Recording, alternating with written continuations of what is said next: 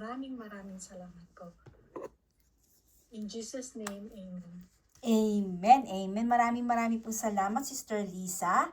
Muli, babatiin ko po kayo isa-isa. Hello, Sister Eva. Hello, Sister Susan. And sa ating kapatid na si Sister Lisa. Hello po. Ano po, hello. Sige, kain lang po kayo. Pag nagugutom kayo, kain lang habang nakikinig, ha? Ayan. Ngayon, mga kapatid, tayo ay nasa lesson 30 na po tayo. Lesson 30. Ano po? Excited na tayo. Ngayon, ang key text natin for today, mga kapatid, pakibasa po, Sister Susan. Sister Susan, kumakain ka po ba? Pag kumakain... Sis, okay. Okay. Nasan tayo, sis? Matthew chapter 7. Mahaba-haba ang babasahin mo, sisi. Matthew chapter 7. Punta ka sa chapter 7. Matthew chapter 7. Yes. Tapos babasahin mo mula 21 hanggang 23. Hindi naman pala masyadong mahaba. Akala ko ito rin mahaba. Okay. 21 hanggang 23. Ayan. Chapter 7, okay. 21 to 23. Opo. Ayan. Salamat.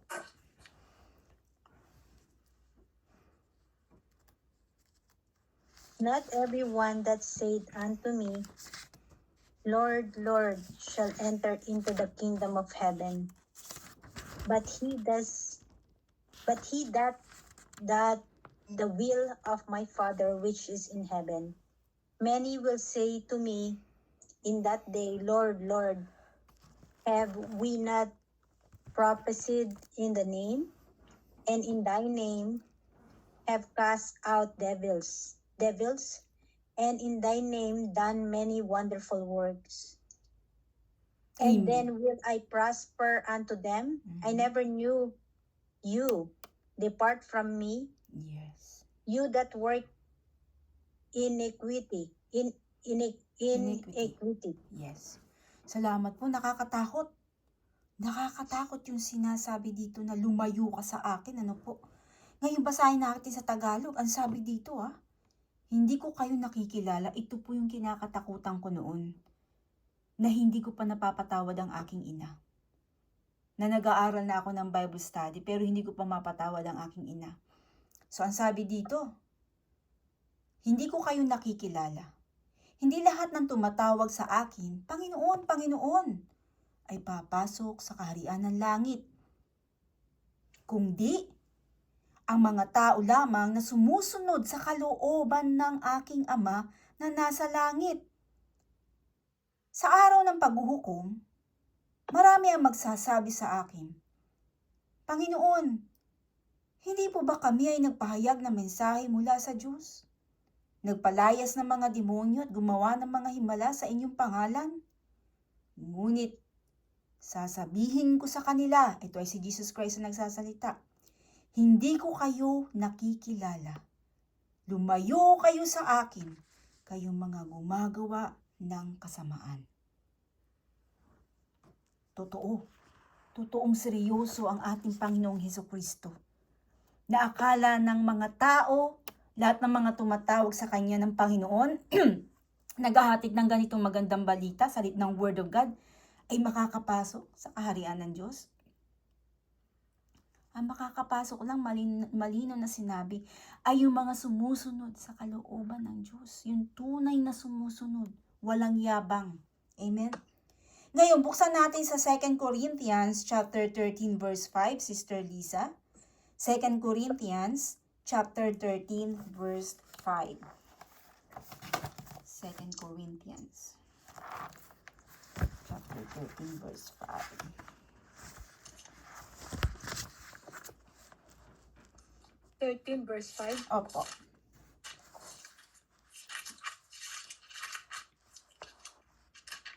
Sabi dito, Examine yourselves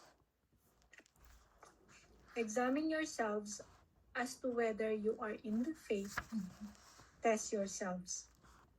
Do you not know yourselves that Jesus Christ is in you? Unless indeed you are disqualified. Amen. Wow. Nakita natin dito, talagang mahigpit. Napaka-strict ng Panginoon. Sabi niya sa Tagalog, Ito daw po ay patungkol sa pangwakas na babala sa atin. Ano po? Sabi dito, subukin ninyo ang inyong mga sarili kung kayo'y namumuhay ayon sa pananampalataya. Suriin ninyo ang inyong sarili. Hindi ba ninyo nalalamang nasa inyo si Jesus Christ? Maliban na lang kung kayo'y mga bigo sa pagsubok. Ano po? Pinapasuri sa atin ng ating Panginoong Diyos ang ating mga puso, ang ating sarili. Ngayon sa lesson 30 mga kapatid, ito ay pinamagatang warnings against false salvation. Ano po? Warnings against false salvation. Now, mga kapatid, maraming tao ang naniniwala na sila ay ligtas dahil nagdasal ng panalangin ng pagtanggap. Lumaki sa simbahan, no? Halos doon na sila lumaki, nagdalaga, nagkaisip sa church. O gumagawa ng mabubuting bagay na bagay sa mata ng tao, sa mata ng Diyos. Pero, ayon kay Jesus Christ nga po, may mga nag-aangkin na sila'y Kanya. Pero sa huli, itatakwil niya mga kapatid. Isa ito sa pinaka-seryosong babala sa atin sa buong bagong tipan, meaning dito sa New Testament. Ito ay babala para sa ating mga kapatid. Ngayong lesson na ito, titignan natin ang tatlong mahalagang babala or warnings ng salita ng Diyos tungkol sa pekeng kaligtasan upang matutunan nating suriin ang ating sarili at tiyakin ang tunay na pananampalataya na may gawa. Now, sa historical and cultural background tayo muna. Sa Matthew chapter 7 na context kanina, ay bahagi ito ng isang sermon sa Mount, no? Matthew 5-7. Kung saan tinuturo ni Jesus Christ dito ang tunay na pamumuhay sa kaharian ng Diyos. Tinuturo na niya sa kanyang mga disciples kung ano ba ang pamumuhay kapag tayo nasa langit na, anong klaseng pamumuhay meron doon. Sa panahong iyon, mga kapatid, maraming mga Jews or Hudyo ang umaasa na ang pagiging anak ni Abraham o pagsunod sa ritual ay sapat para maligtas. Inuulit-ulit natin ang ganitong lecture kasi mahalaga ito eh. Seryoso kasi. Pero nilinaw ni Jesus Christ na hindi sapat ang panlabas na relihiyon. Di ba nga, religious ang pumatay kay Jesus Christ? Kailangan ng tunay na relasyon sa Kanya. Kaya binasabi ko po dito sa inyo palagi na ang ibig pong sabihin ng born again sa Book of Matthew na sinabi ni Jesus Christ sa kaibigan niya na si Nicodemus ay ibig sabihin ng born again ay relationship sa ating Panginoon Diyos. Bagong panganak sa espiritual. New identity. Amen? Naging anak ka na ng Diyos ulit. Dati kaaway ka ng Diyos dahil sa kasalanan. Pero ngayon born again ka na. Amen? Ngayon, kailangan daw po may tunay tayong relasyon sa ating Panginoon Diyos. Now, sa 2 Corinthians chapter 13 na context na binasa na kanina, isinulat po ito ni Apostol Paul, ang 2 Corinthians, upang ipagtanggol ang kanyang apostolikong ministeryo at itama ang maling pag-iisip ng ilan sa mga nasa Korinto. Korinto po kasi ang pangalan ng lugar na yon, Corinthians, no? Korinto. Malapit nang magtapos ang sulat. At iniwan niya ang isang seryosong hamon. Examine yourselves. Yan ang sinabi niya sa sinulat niyang Corinthians na book sa Bible. I-check niyo yung sarili niyo. Examine yourselves. Suriin niyo ang inyong sarili. Ito po ay sa atin ha, mga mananampalataya. Sa kultura nila, mga kapatid, sa culture nila noon, nila Apostol Paul, no? Sanay silang sumasa ilalim sa pagsusulit. Kaya ginamit ni Apostol Paul upang ipaalala na ang pananampalataya ay dapat sinusuri, chinecheck. Ako ba ay naka-align pa sa angkla ng Panginoon o medyo na-merge na ako, nalilihis ng aking landas?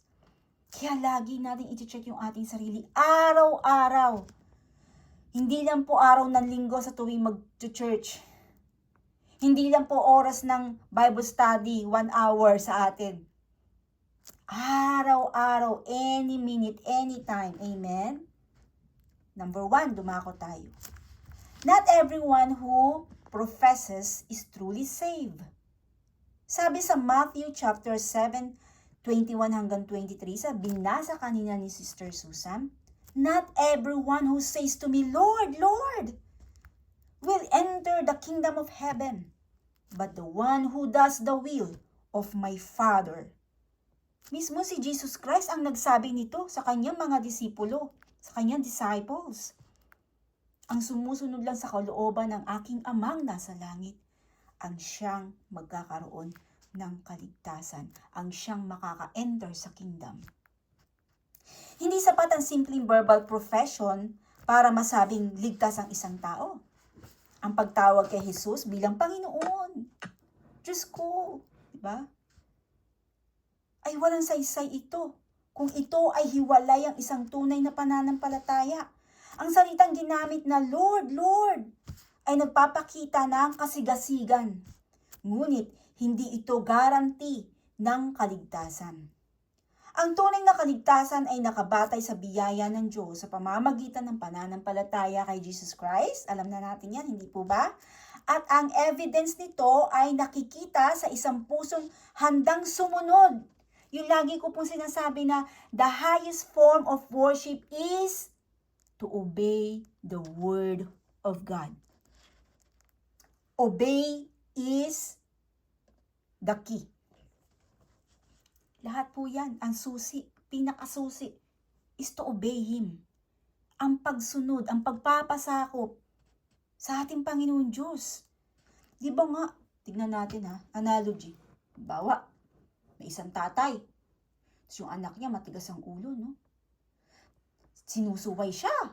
Tapos biglang nawalan ng pera ang anak. Daddy, di ba anak mo ako? Ganyan. Dala ko ang apelyido mo. Oh. Di ba sinunod kita nung 1 buwan?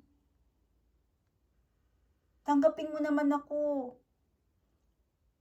Pero, hindi eh.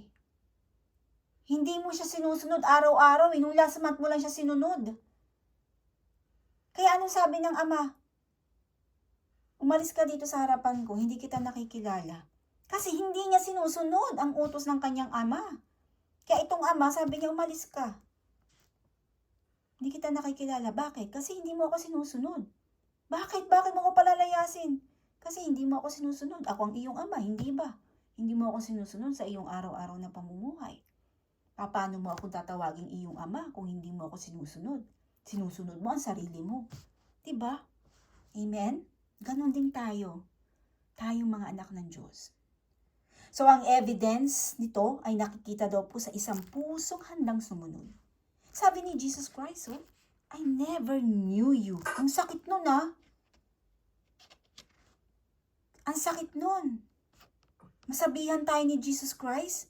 Dahil ang salitang knew, K-N-E-W, ay tumutukoy sa isang personal at intimate na relationship. Hindi lang intelektual na kaalaman. Kahit pa mayroong ministeryo o himala na tila galing sa Diyos, kung wala namang tunay na ugnayan at relationship sa ating Panginoong Jesucristo, mananatiling hindi ligtas ang isang tao. Amen? Kasi wala kang intimate relationship kay Jesus Christ eh. How could you say, Lord, Lord? Diba? Number 2, examine yourselves whether you are in the faith. Ano ibig sabihin nito? Kanina sa 2 Corinthians chapter 13 verse 5, ang sabi doon, examine yourselves to see whether you are in the faith. Ibig sabihin, i-test natin yung sarili natin. Test yourselves. Suriin natin ang ating mga sarili. Ang salitang examine, mga kapatid, ay ginagamit sa pagsubok ng metal upang malaman kung ito ba ay tunay o peke.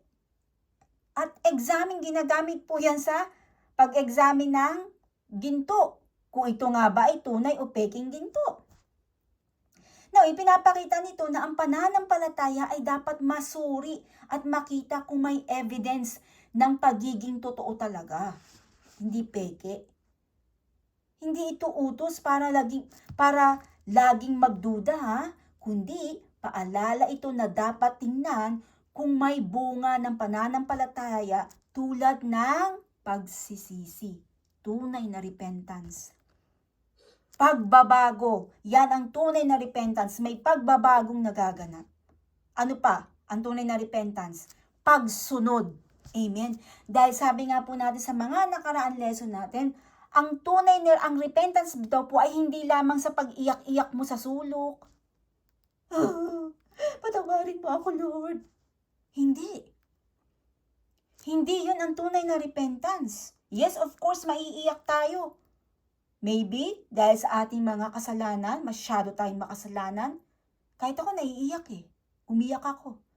Pero ang sabi ng Panginoon, ang tunay na repentance ay hindi dinadaan sa pag-iyak-iyak. Ang tunay na repentance ay nakikitaan ng pagbabago at pagsunod. Transformation is the real meaning of repentance. Amen po ba? Now, dumako tayo sa number 3. Ang sabi dito, true salvation produces transformation. Diba? Sabi sa 1 John chapter 2, verses 3 hanggang 6, and by this we know that we have come to know Him if we keep His commandments. Basahin po natin, Sister Lisa, ang 1 John chapter 2. 1 John, pumunta po kayo sa chapter 2. Okay. My little children, 1 these John chapter 2 and then verse 3 hanggang 6 po. Okay. Opo. Now, by this we know that we know Him. If we keep His commandments, he who says, I know Him, and does not keep His commandments, is a liar, and the truth is not in him. Amen. Diba? Nakita natin ang binasa kanina ni Sister Lisa, no? Napakinggan po ba natin yun? Ngayon, hanapin natin sa Tagalog. Ang sabi dito, nakakatiyak tayo, nakikilala natin ng Diyos kung sinusunod natin ang kanyang mga utos. Sabi po, Sister Eva. Ang nagsasabing nakikilala ko siya, ngunit hindi naman sumusunod sa kanyang mga utos, ay sinungaling. At wala sa kanya ang katotohanan. Ngunit ang tumutupad sa salita ng Diyos ay umiibig ng wagas sa Diyos. Sa ganito, nalalaman natin na tayo'y talagang nasa sa Kanya. Amen? Hindi daw po sumusunod sa pinag-utos ng Diyos, tapos tawag na Diyos ko ay sinungaling. Bakit tinawag na sinungaling? Kasi nga, walang pagsunod. Kaya sinasabi ni Jesus Christ, I never knew you. Hindi kita nakikilala. Umalis ka rito. Grabe, ang sakit nun Yun ang pinakamasakit na matatanggap natin. Wala nang balikan. Hindi na tayo pwede mag-rewind. Ay Lord, ibalik mo muna ako sa mundo. Babaguhin ko yung sarili ko. No, wala na. Judgment na nga After that, judgment na ang susunod. Di po ba? Kaya ito na po ang last chance natin para magbago. Nakakatakot mga kapatid. Hindi tayo pwedeng pagbigyan ng Panginoong Hesukristo na, o sige, babalik kita dun, Sister Mary. Baguhin mo yung sarili mo, Hindi. Wala na tayong chance. Only judgment. Nakakatakot po, ano? Kaya walang biro ang pagsunod sa Panginoon Diyos. Walang biro ang paglilingkod sa Panginoon Diyos. Ang tunay na kaligtasan ay nagbubunga ng pagbabago ng buhay. Hindi ito nangangahulugang perpekto ng isang tao, ngunit may malinaw na direksyon patungo sa pagsunod at kabanalan. Ayon po kay John, nakikilala natin ng Diyos kung sinusunod natin ang kanyang mga utos. Tama naman po. Ang ebidensya ng kaligtasan ay hindi lamang kaalaman, kundi nakikitang pagsunod, pagmamahal, kababaang loob, humble, at pagtitiyaga. Ang nakikita daw pong ebidensya ng kaligtasan ay hindi lang daw po sa knowledge. Alam ko na yung Bible na yan, natapos ko ng basahin yan. Marami na akong diploma sa mga Bible study or Bible college, nag-enroll ako. Valedictorian pa nga ako, salutatorian eh. No. Hindi doon nakikita ang ebidensya ng kaligtasan, hindi. Ang tunay na ebidensya ng kaligtasan ay hindi sa knowledge, hindi sa mga natututunan natin sa ganitong study, kundi sa wisdom. Dapat may wisdom tayo, may pagsunod, nakikitaan tayo ng pagmamahal, humble. Galit ang Diyos sa mayabang. Di ba nga sabi sa Bible? Kung ikaw ay kung ikaw ay mayroong ipagyayabang, ipagyabang mo ang kabutihan ng Diyos. Nasa Bible po yan. Galit ang Diyos sa mayabang. Amen? Sabi nga, di ba? Ibinababa ng Diyos ang mapagmataas at itinataas ng Diyos ang mapagkumbaba. Amen?